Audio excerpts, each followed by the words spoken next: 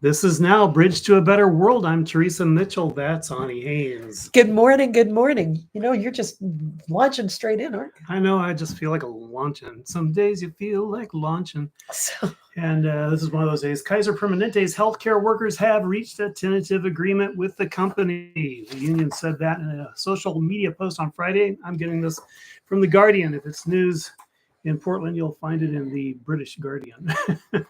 The California based CARE Consortium and the union representing healthcare workers resumed negotiations on Thursday, more than a week after contract talks broke off at the start of a 72-hour strike by 75,000 nurses. And that's also medical technicians and support staff.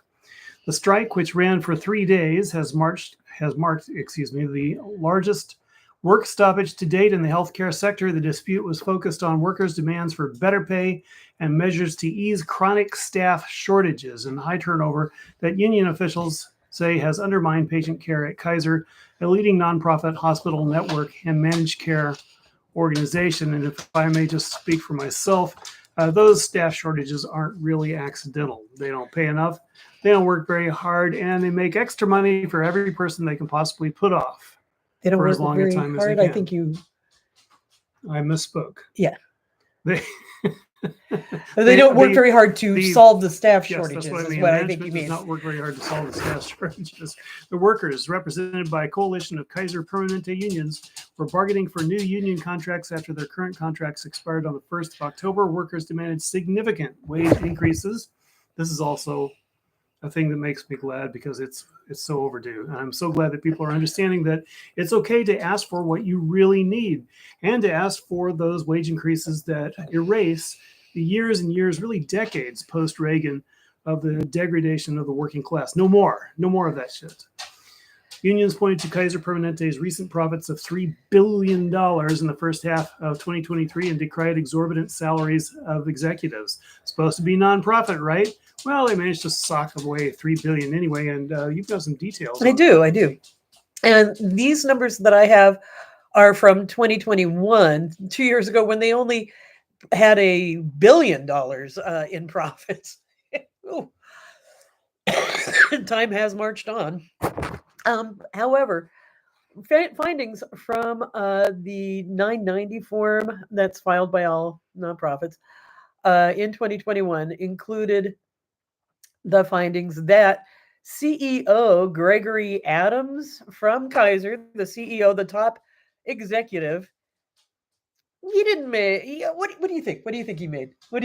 I know you already know, so it's unfair. $3 million. No, it wasn't $6 million. No, it was $15.5 million because that's a good salary. I mean, that's a great salary, isn't it?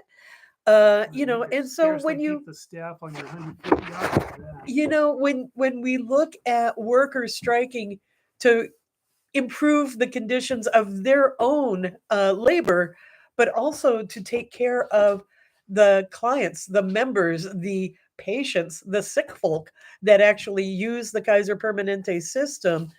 And we look at those needs compared to $15.5 million for Gregory Adams' salary. But why pick on Gregory alone? $15.5 million. He's not the only one making over $1 million, right? Arthur Southam, who is the EVP of Health Plan Operations, made over $5 million. Catherine Lancaster, the EVP and CFO, made over $5 million. Janet Lang, the regional president of Northern California, Kaiser Permanente, made nearly $5 million, as did Kimberly Horn. Julie Miller Phipps, she made $3.5 million. Mark Zielman made $3 million. It goes on and on. There were over 60 executives that were paid over $1 million.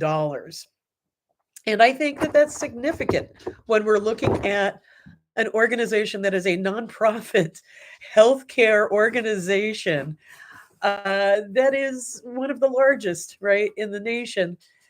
And their staffing is abysmal. I know this. I've been a Kaiser patient for years. I have gotten fabulous quality care from the nursing staff and from doctors and from healthcare staff and lab workers in general. Those have been fantastic and good folks that have actually saved my life. When you can get to them. They've actually saved my life, and I see them ran ragged, right? I see them ran ragged during my frequent flyer year of a couple of hospital stays, and I don't even want to count the ER visits I had about a year ago, over this last year. I watched very dedicated folks running their asses off and trying like hell to actually deal with the client load they had, which was just enormous compared to their staffing resources. So I'm glad to hear that they are nearing a negotiated settlement for the workers. The workers deserve a whole lot in any economic structure where we see this disparate wage between the top paid executives and the folks that actually deliver the goods. We know the system's rotten and it needs to be turned over. And I'll just leave that there. Well said. Well, the Trump National Doral Miami. Ring a bell? The Trump National Doral Miami. It's a golf tournament thing. I was going to say, no, it does not ring a bell. Anyway, is scheduled to host a Reawaken America tour event featuring Eric Trump, Laura Trump, Trump lawyer Alina Habba, and anti-Semitic fitness influencer Ian Smith this week. Smith has recommended neo-Nazi and pro-Hitler propaganda, shared social media posts denying the Holocaust, suggested the good guys didn't win World War II, and complained that Jewish people are behind all of those things that are used to control us and that poor people aren't questioning why everybody that President Joe Biden surrounds himself with is Jewish, according to his ideas. This is at least the fourth Hitler-promoting anti-Semite who has appeared on the Reawaken tour with Eric Trump. Who's a Nazi? They're a Nazi. So, yeah, cannot be underscored enough. So, and I hate to report this, but from Human Rights Watch, humans, Israel's use of white phosphorus in military operations in Gaza and Lebanon puts civilians at risk of serious and long-term injuries. They said that today in releasing a video showing white phosphorus. Human Rights Watch verified videos taken in Lebanon and Gaza on October 10th and 11th this year, respectively, showing multiple airbursts of artillery-fired white phosphorus over the Gaza City port and two rural locations along the Israel-Lebanon border, and interviewed two people who described an attack in Gaza. The Russians have been doing this. The Americans did it to Fallujah. It's horrible. There are exceptions made for use of white phosphorus. You can use it to illuminate at night. It's easier to dodge under those conditions. That's about it, really. It's not to be used as a direct weapon itself. Yes, you can't use it in a concentration camp against people who can't get away. Because white phosphorus, which can be used for either marking, signaling, or obscuring, or as a weapon to set fires that burn people and objects, can severely burn people and set structures, fields, and other civilian objects in the vicinity on fire. Anytime that white phosphorus is used in crowded civilian areas, it poses a high risk of excruciating burns and lifelong suffering, said the director at Human Rights Watch. Quote, white phosphorus is unlawfully indiscriminate when airburst in a populated urban area where it can burn down houses and cause egregious harms to civilians. So this is absolutely the worst possible use of it against the people trying to get out of, who have been commanded to get out of the concentration camp. Upon contact, white phosphorus can burn people thermally and chemically down to the bone, as it is highly soluble in fat and therefore in human flesh. White phosphorus fragments can exacerbate wounds even after treatment and can enter the bloodstream and cause multiple organ failure. Already dressed wounds can reignite when dressings are removed and the wounds are re-exposed to oxygen. That's how horrible it is. And this is how horrible the whole situation is getting in Gaza and in Israel. And of course, I want to once again say that, of course, I am against the anti-civilian actions by Hamas. I am disgusted, always have been disgusted by Hamas. And also disgusted by the apparent attempt to genocide Palestine, the Palestinian people. It's been going on for a long time. It seems like they've really cranked it up now. But please don't get me wrong. I have some Jewish friends that I'm thinking of in town, and I have some Palestinian friends I'm thinking of in town, and I would get between you or anyone and them if it were necessary, because we need to look after people who are suffering because of this horrible war. So, speaking of long-standing conditions getting worse, heat waves can already be deadly for the most vulnerable people, according to Scott Dance and Washington Post of all places. But in a warming world, temperature and humidity will, for growing stretches of every year, surpass the threshold that even the young and healthy could struggle to survive. This is according to the newest research published this Monday. Lahore, Pakistan is already an epicenter of human ills linked to climate change and could surpass that survivability threshold for 2 or 3 weeks out of the year. For example, the study in Proceedings of National Academy of Sciences found, that was a rather clumsy sentence. For example, refers to Lahore, Pakistan. Under the most dramatic global warming scenarios, it could last for months. I'm sorry, I'm lost. You're lost. They're saying that the heat is going to get that much worse for weeks at a time in several cities, and they've made a list of some of the ones that they consider to be the worst. It doesn't mean those places are unlivable all year already, but they soon could be if changing climates mean long stretches without respite from intense heat and humidity. And the list that they have so far is Delhi with 39 hours at 2 degrees of warming and 556.9 hours at 4 degrees of warming. They have specifics on all of these cities, but I'll just rattle them off. Also Hanoi, Dammam, Saudi Arabia, Dubai, and Bandar Abbas in Iran with 175.5 hours at 2 degrees of warming and 958 hours expected at 4 degrees of warming. Too much. The wet bulb temperature is too much for survival at times already, and they anticipate that it will get much worse. Well, so we have a fair amount of dire situations. I want to reiterate Teresa's sentiment that anti-civilian action is wrong. Why do we need to say it? Because apparently some people still don't get that fact.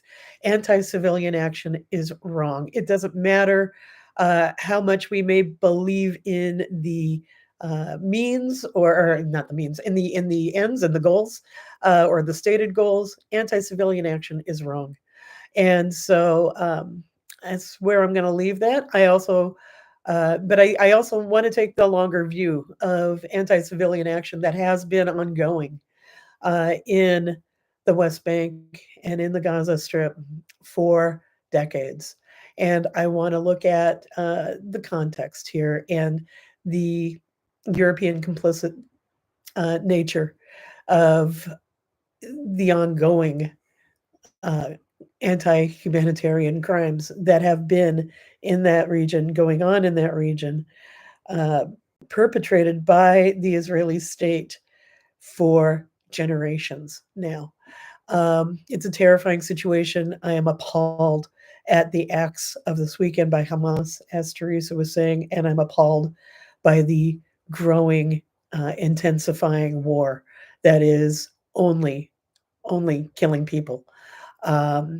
It's not settling. War does never settle answers, right? War does not bring solutions. War just kills. The level of brutality reminds me of what I read about towards the end of World War II, where the Americans cheerfully burned out a good chunk of Tokyo, killed millions of people, did the same thing to Hiroshima and Nagasaki.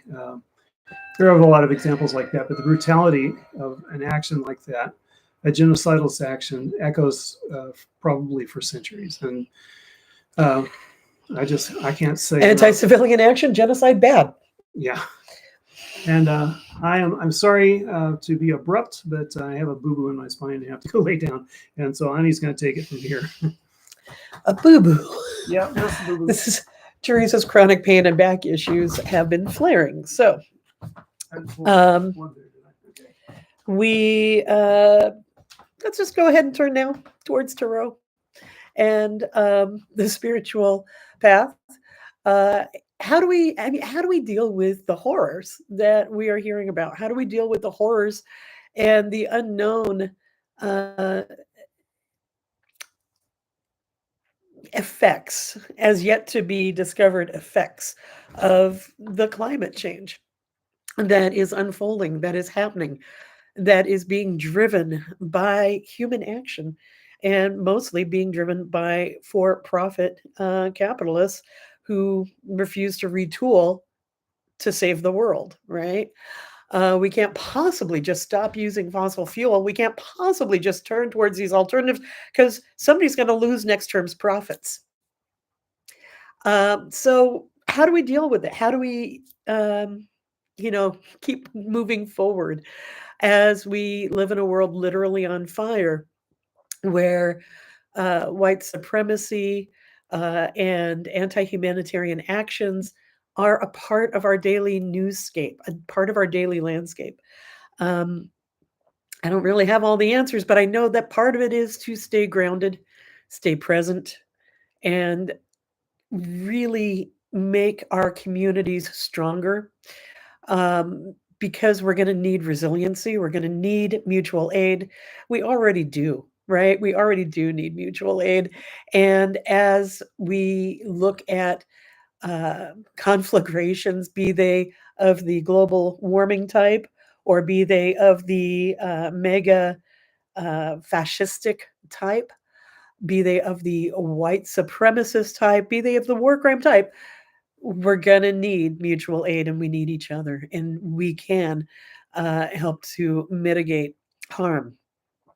Our effect is always greater locally.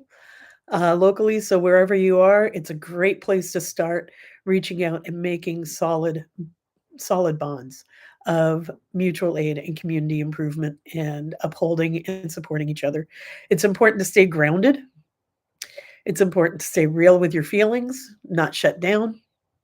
It's important to um, stay loving and open. It's important to take care of yourself in a very deep way. I'm not talking about like the capitalist idea of self care, which is usually like go buy some beauty products and a day at the spa.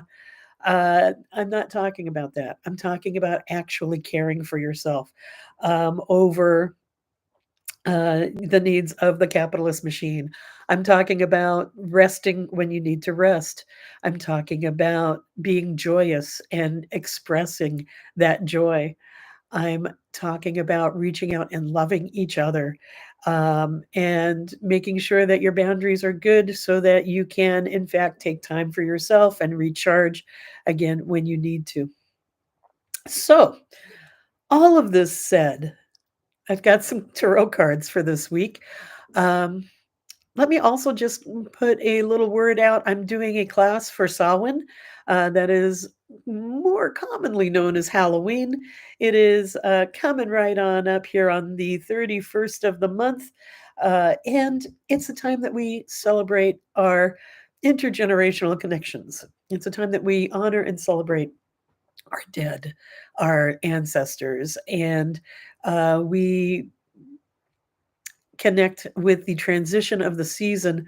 It's the Celtic New Year. It is that holy day where we can see the world around us taking a deep rest and getting ready for the rebirth of the sun on winter solstice. And so we can talk about all that and more, making altars for your ancestors, and looking at hauntings and spirits and ghosts and what they are, who they are, what it means to be connected with our ancestors and our dearly departed. All that coming up on a class on Wednesday, the 25th. Please do contact me if you would like to register for that class. There are still openings. So there's that. And now for the tarot reading. What we have today are the Four of Swords, the King of Wands, and the Ten of Cups. And so, what does this all mean? It means it's important to relax The Four of Swords in this deck talk about really taking time to rest deeply. Make sure that you're recharging for, times ahead could be a little rough. Times ahead could always be a little rough. Take time to recharge when you can. Rest deeply, accept the loving generosity of others. Uh, this Cat Tarot deck talks about accepting belly rubs and knowing that you must relax deeply when one can, because you know you're going to need abundant energy coming up very soon. Think cats. The King of Wands talks about really knowing your will, right? It's about knowing where you are setting your sights so that you can, in fact, go ahead and make uh, gain ground in actually coming up to those intentions. The card in this reading was inversed, and it tells me then that it maybe we need to spend time. Everyone needs to spend a little more time getting a little more clear on what the intentions are, because often when that happens, it looks like people are being very impulsive, not really thinking things through. It's more like, oh, this seems like a bright spark and I'm going to follow it today. Never mind, it's a brighter spark over there tomorrow. And it's a lot of being pulled around in a sort of push and pull kind of way. That's not very effective. It's not going to get you what you need in your life and what we need in our communities. So it's time to pull back, go inside, go deep, and really figure out your priorities, your vision, and how to live it, right? And the rewards there are, in fact, really deep connections. It's the Ten of Cups, and this stands for heart bonding, celebration with family, the idea of community strengthening. And this is, again, as we accept self care in the real rest when you need to, accept the love and generosity of friends and family, care for each other, care for self, have your boundaries, don't overcommit, know your intention and your will. You can get clearer and clearer on that as you go inside and find calm times to uh, think, feel, be with yourself, and know what your priorities are, what your vision is. And as you re-engage and reconnect, you can do so much with so much more joy, so much easier access to those bonds of your friends, your family, and your community. So um, with that, I thank you all for being with us. If you are interested in a tarot consultation of your very own, please do contact me. I will always put the contact form for my website, which is still under construction, on the description of this video. If you would like to register for that Samhain class, please do so. And again, contact me through that line in the description. It'll be there in just a second. And thank you all so very much for joining us. For Shannon, the deck that I am using for this show almost always is Cat Tarot. This is a deck that honestly I thought was a little bit too comic, a little too, kind of like a novelty deck. And I didn't really give it too much of a thought. But a friend bought it for me it was a gift for solstice a couple years back. And the more I played with it, the more I realized it's brilliant. If you are a cat person, if you understand cats, the cards really kind of come to life in that way. So it's a deck I really enjoy working with, and many people have requested it when I read for them. So Cat Tarot, you can find it in bookstores and shops around town. It's by who's it by? It is by Megan Lynn Cott. There's a few different tarot decks that are cat themed.